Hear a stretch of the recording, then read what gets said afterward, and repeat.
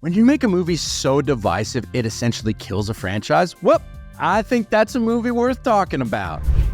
You suck, you jackass!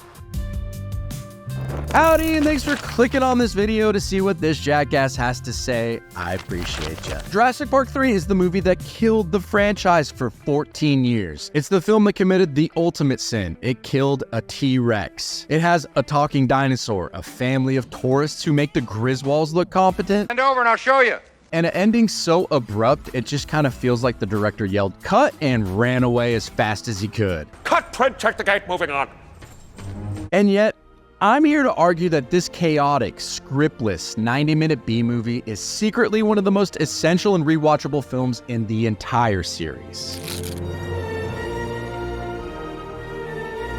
So today, I wanted to take a trip back to Isla Sorna to reevaluate the black sheep of the Jurassic family, Jurassic Park III. Especially after watching the fourth Jurassic World movie, I needed to see what this franchise had cooking after the undeniable masterpiece that is the first movie, Jurassic Park. For years, JP3 has been the butt of every joke, a punchline for fans and critics alike. And you know what? They're not entirely wrong. This film is a mess. But it's our mess. In this video, let's go ahead and do a full-on cinematic excavation. First, I'll give you the quick rundown of well, let's call it a plot. And then we'll dig into what this movie actually does incredibly well, from its stunning visuals to its relentless non-stop action. After that, we'll talk about the stuff that made everyone so angry. The Spinosaurus showdown, the Kirby family circus, and yes, the raptors. Finally, we'll pull back the curtain on one of the most famously disastrous productions in modern blockbuster history. A true tale of production hell that really explains everything. By the end, you'll see why Jurassic Park 3 isn't just a guilty pleasure, it's a fascinating, almost great monster flick and a perfect example of a cult classic hiding inside a gigantic franchise.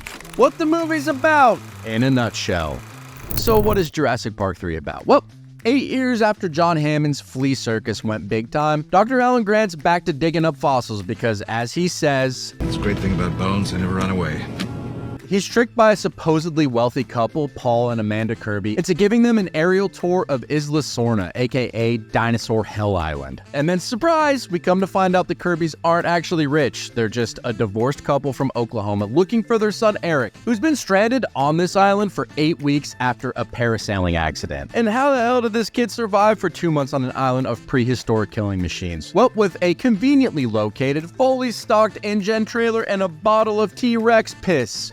Obviously. And then what follows is a frantic 90-minute rescue mission that's less of a story and more of a series of life-threatening set pieces. They get attacked by a Spinosaurus, then some raptors, then a Pteranodon, then the Spinosaurus again. It's basically a theme park ride where every attraction tries to eat you. Alan Grant, the man who respects and fears these animals, is stuck with a group of people who seem to have a collective death wish. And it all culminates in an ending where the US Navy Marines just kind of show up out of nowhere because I guess they weren't busy that day. Updated review, what actually works great.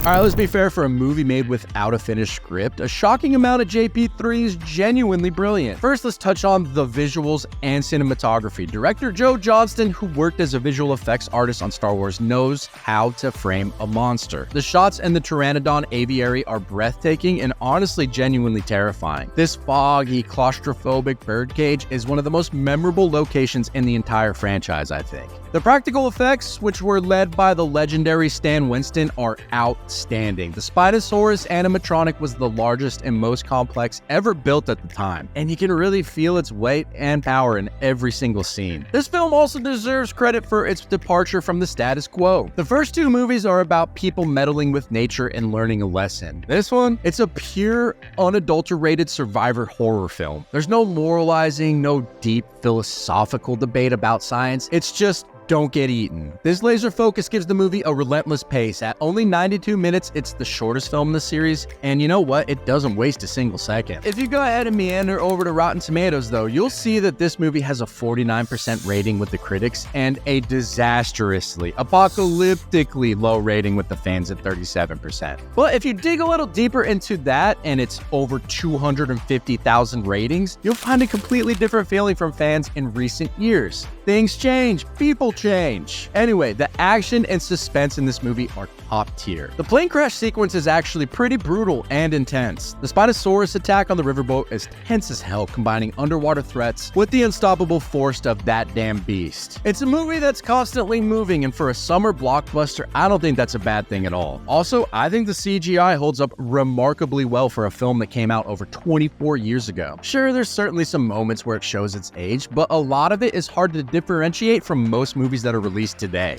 What holds it back, but makes it an underrated classic? If you aren't having fun yet, well, now's the fun part. The reason this movie's so divisive is also the reason this has a weird cult classic-like status. It's because it's made some bold choices. Let's start with the elephant, or in this case, the Tyrannosaurus Rex in the room, killing the beloved T-Rex. In the first act, the iconic Tyrannosaurus faces off against the new kid on the block, the Spinosaurus, and it gets its neck snapped in under a minute. Think of it this way, it was like watching Rocky lose to a nobody in the first round. It was a statement though, the old king is dead. While it infuriated fans, I thought it was a gutsy move that immediately established a new, bigger threat. And then we have those raptors. They're smarter, they communicate, and they have quills. So this was a new design that was actually based on emerging paleontological theories that dinosaurs were more bird-like than reptilian. While the execution of the talking raptor dream sequence is hilariously bad, the idea of them being intelligent pack hunters who set traps is a fantastic evolution of the concept. And then there's that scene where Grant uses the 3D printed raptor larynx to talk them down. Yeah, it's just scientifically absurd and narratively insane. It's the kind of B-movie logic you just can't help but admire. And of course, we have those damn Kirbys. Paul and Amanda Kirby are arguably two of the most frustrating characters in blockbuster history. Amanda just wanders through the jungle yelling your son's name on a megaphone, attracting every predator within a 5-mile radius. But here's the thing. They feel like real, incompetent people. They're exactly who you would not want to be stuck with in a crisis, which pervasively makes the danger feel way more authentic. It's kind of like being stuck on a long flight with a bickering couple, but with the added danger of, dinosaurs who want to eat you. But all these flaws, the abrupt ending, the short runtime, the questionable character decisions, they add up to create a movie that is uniquely, chaotically itself. It's not trying to be the majestic, awe-inspiring film the first one was. It's just this gritty, down and dirty monster movie, and on those terms, I think it kind of succeeds. The making of the movie, welcome to production hell. So why exactly is this movie such a beautiful disaster? Well, it's because the making of it was even more chaotic than that plot. The production of Jurassic Park III is a legendary story of Hollywood hell. It started with the release date, but no script. Not an unfinished script, no script. The studio had booked the actors, built the sets, and started filming with nothing more than a few story concepts. What could go wrong? They had this initial idea of teenagers stuck on Isla Sorna, but that was eventually thrown out. Then a later draft by the writers of Election was also scrapped after the multi-million-dollar sets had already been built. They started shooting on October 30th, 2000 with director Joe Johnston and the cast including Sam Neill, William H. Macy, and Téa Leoni. And essentially, they were just making things up as they went along. Pages would be written the night before they were shot. Macy famously said they were steering a $100 million ship without a rudder. At one point, Joe Johnston was so stressed and exhausted that he considered walking away from the film entirely. But Steven Spielberg, serving as an executive producer, eventually convinced him to stay. And it really explains the abrupt ending where the military just kind of shows up out of nowhere. They literally wrote themselves into a corner and had to be rescued by the most convenient plot device possible. The fact that a coherent, let alone entertaining movie came out of this process is really nothing short of a miracle. So, is Jurassic Park III a good movie? No, not really. Is it a great Jurassic Park movie?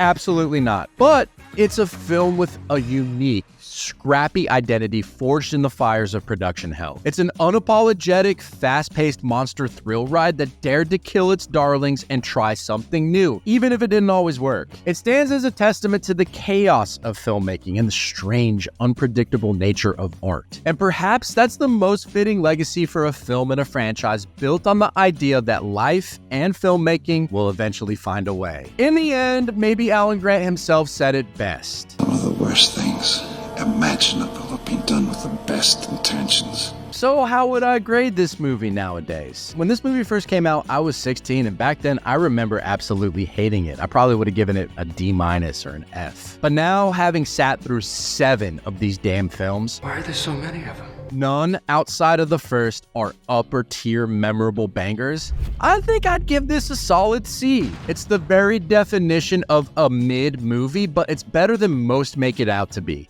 It's entertaining, unapologetic, sets up some cool ideas, looks fantastic, and has been able to shine above most of a very mediocre franchise. Thanks for watching. What do you think? Is Jurassic Park 3 an underrated gem or a dino-sized disaster?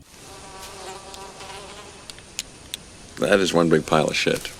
Let me know in the comments. And if you enjoyed this video, don't forget to like, subscribe, and hit that notification bell for more deep dives and retro reviews of your favorite films. As always, the opinions in this video are mine and mine alone, but what do I know? I'm but a mere jackass. I'll try to do better next time. Catch you later, friends. That talks too much.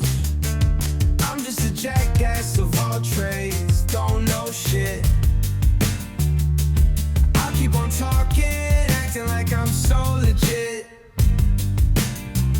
From politics to sports, I'll spout.